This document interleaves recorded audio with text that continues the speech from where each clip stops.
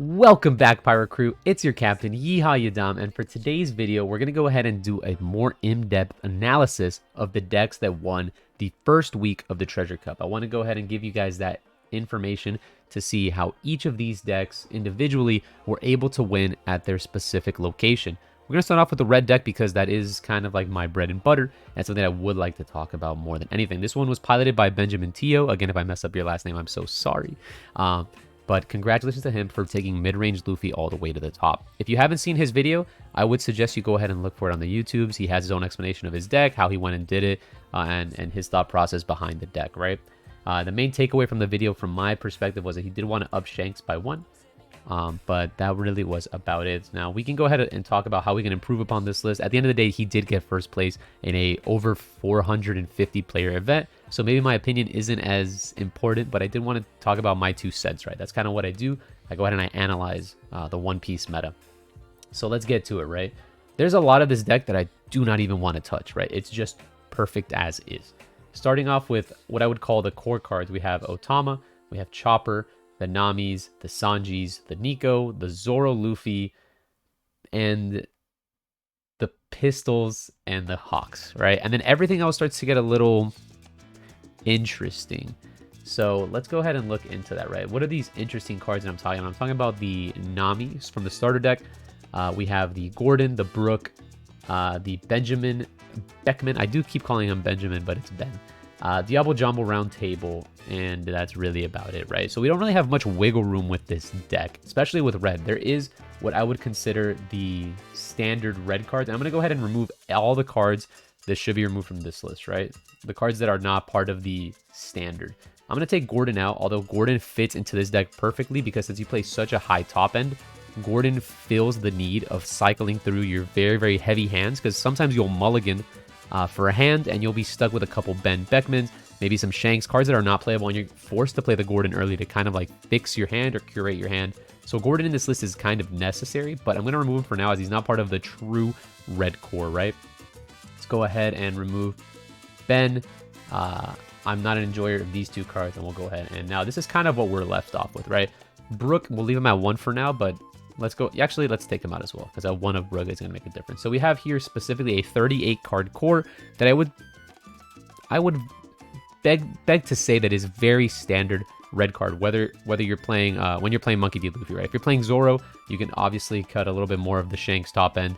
But that's really about it. You can drop him maybe down to 2, to 1. And if you don't like playing Shanks, you don't have to play any Shanks. But I do believe if you're playing Monkey D. Luffy, 3 to 4 Shanks, as was said by Benjamin, is kind of the way to go. This card is not just a very powerful card. You know, he is unblockable by weenie blockers. But what makes him really good is that really big stat line. When you're playing such a heavy amount of 2K combo power, you're very easily able to defend him. If you're able to keep 1 Dawn up the turn that you play him, obviously he doesn't play any guard points or things like that, and he opts for the Red Hawk. If you are able to fit in some of the 1-drop counters, then this Shanks is basically immortal. Going for, you know, he'd be presenting with 1 Dawn, a 13k block. If he has 1 2k on top of that, this is a 15k block, so going 15k into a Shanks is very, very difficult.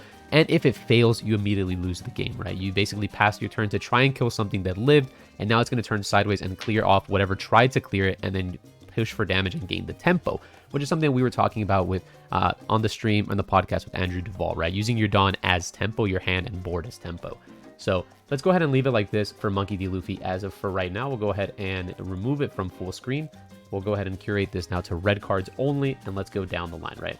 There was 1 card that I saw that he was missing, and it was the Usopp. Now, Usopp is a really, really powerful 2K counter, and he opted to play the Gordons instead, as well as the Brook.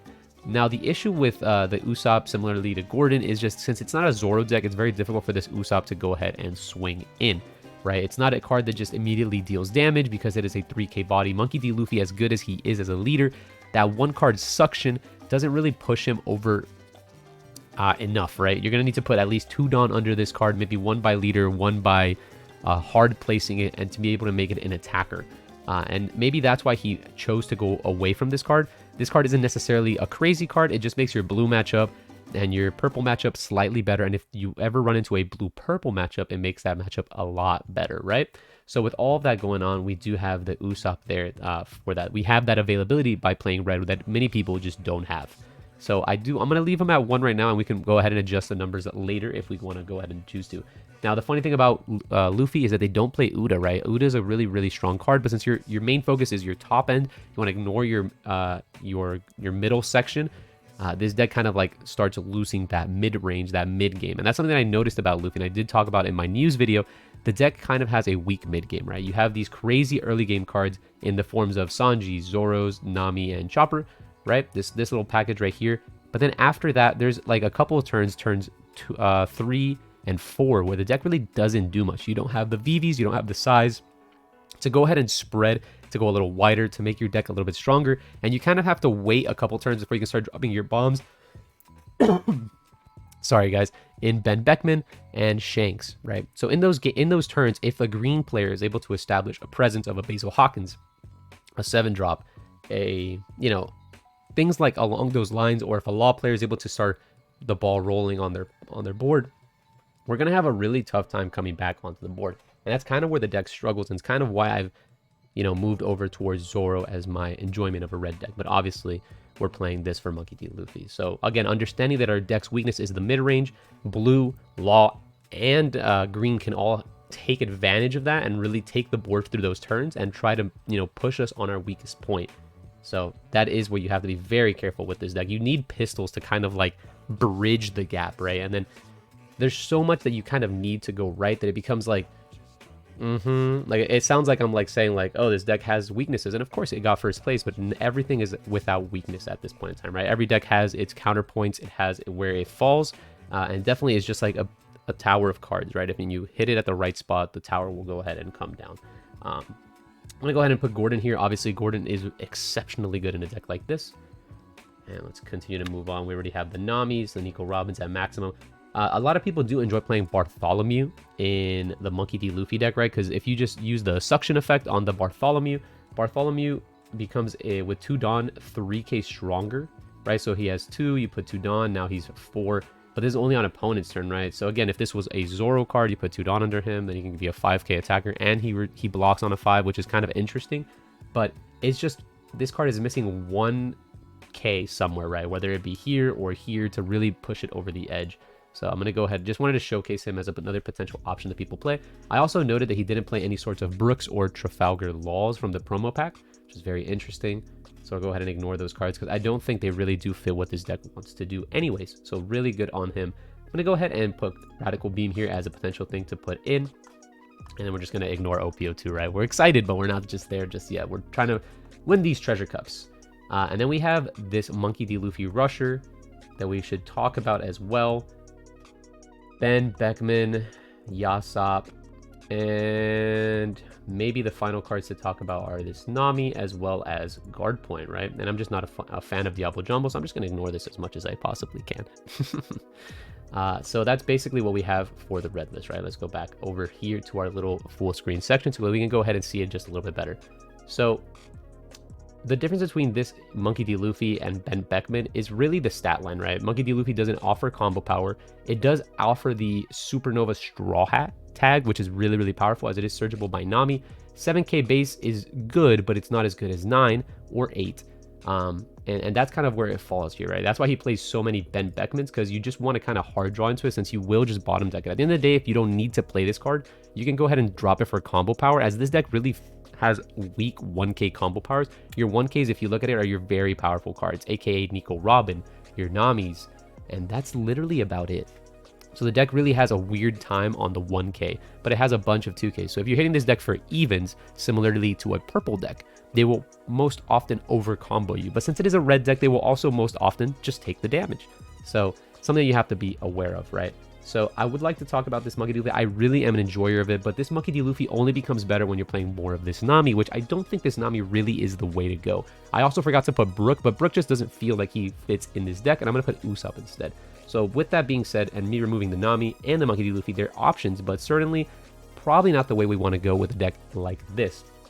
So I believe he was correct on the 4 Gordons. I think with a deck like this, you're kind of forced to play 4 Gordons.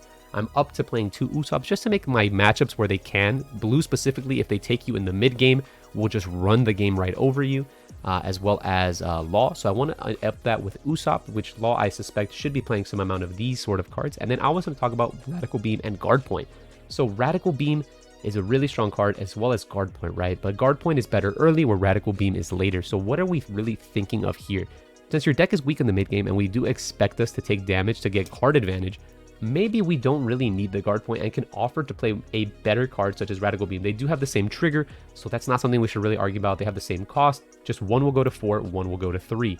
I'm more willing to say that we should play more of the Radical Beam, and then we should up this up to 4, and I'm interested in putting the Jet Pistol down to 3. I know that's a little bit wild, but 4 Jet Pistols just seems like too much, right? I think the point of the deck that I would like to go about doing is kind of having these big bodies that will allow me to just defend my cards just a little bit easier, right? And then I believe what I would do is this, and then we have got a 50 card deck just like that. The reason I put so much pressure on the Gum Gum Red Hawk is the trigger is absolutely game breaking. It is a minus 10,000 to a character or a leader.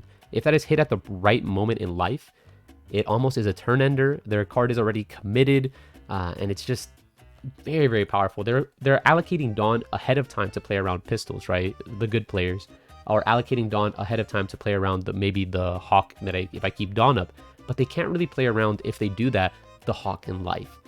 The Radical Beam, putting it at 2, I would like to up this to 3 if possible, but it just becomes, the deck is just so tight that it's very difficult to do that in my opinion without losing some of the power, right? Yasop, let's talk about Yasop as well as Benjamin Beckman, right? So Ben Beckman is a 7-9k, right? Why is a 7-9k very powerful, and in what matchups should you never play this card down or should you never field it? This card should never be fielded versus Blue, right? Because Blue has specifically Doflamingo and specifically Mihawk. If you play a Ben Beckman, which is a turn passer, into Blue, and they Flamingo you, take away your entire tempo, or if they Mihawk you, even worse, you had a losing position immediately. So this card in the Blue matchup is just combo power. Shanks is a little bit better because it is just immortal. Its stat line is just too powerful for it to be tampered with. And Yasop being a 6 feels a little bit better. AK is also really strong, immediately contests a Eustace Captain Kid, and it doesn't really take up our whole turn. If we think about the suction of Luffy as a -1 Dawn, this can be a 5er, this is a 6er, so they become a little bit more manageable. But that's why I wanted to get a nice little spread of them, as I do like the fact that they are 1k, so I did want to keep 4 of the big cards, but I wanted more variety in terms of Ben and Yasop. But again, never field this into Blue. These are basically green destroyers. They go ahead and field their way into Eustace Captain Kid to go ahead and, similarly to Blue, how they go ahead and play a card and say you can now play the Kid. If you play the Kid into a Ben Beckman, you're in a bad spot, right? Because this is now contesting you for 1 Dawn, which you can use off your Luffy effect for free. It's immediately contesting 2 cards from your hand, or a blocker, or whatnot. If you have a Shanks and a Ben Beckman into a Eustace Captain Kid 8-drop, then you're in a really good spot. And that's why this deck kind of eats the green deck, because you have Otama, you go Otama, you use Luffy effect, suction 10k, and you're going 10 into 6. And that's a really good spot. You just also have the Otama Jet Pistol combo, which if you're an enjoyer of, maybe you can up that 1 more, and you always have more consistency between Ojama Jet Pistol. So there is something to be said about maybe upping some numbers here, maybe going this up to 4 and dropping maybe like the Usopp add to a 1, similarly to how he played the Brook at 1, or maybe dropping a Gordon and keeping it like this, and if you want to go ahead along those lines. But I think this list is a slightly more improved by adding the Radical Beam. It makes your Shanks legitimately immortal. It gives you a lot more extra combo power, and the one of extra Red Hawk is not just sackier in life, it is much stronger in defense throughout the game and will probably win you more games throughout the course of the tournament. So this is my take on the Monkey D. Luffy deck list. Again, I just see Zoro as a little bit better. I think what Luffy does, Zoro can do just as well, and I don't see why Zoro is pigeonholed to becoming a hyper aggro deck with 1,000 Sunnies and things along those lines. If Zoro wanted to play mid-range, I believe it could. That 1k that Zoro can put under himself could be mitigated by playing starter deck Namis, and then we can go ahead and make 11k Shanks with the Zoro ability and do basically the same thing Luffy does, just a little bit better, because his ability is just better. So with that being said, I hope you guys learned a little bit something about what my take on Red would be. And if you like this video, leave a like down below. If you have any comments, questions, concerns on how we can improve this deck together, leave a comment in the comment section. I'd be willing to talk about it as much as possible. And as always, if you are enjoying the content and would like to join the Pirate Crew, please consider subscribing. And as always, guys, I will see y'all on the next one. Peace.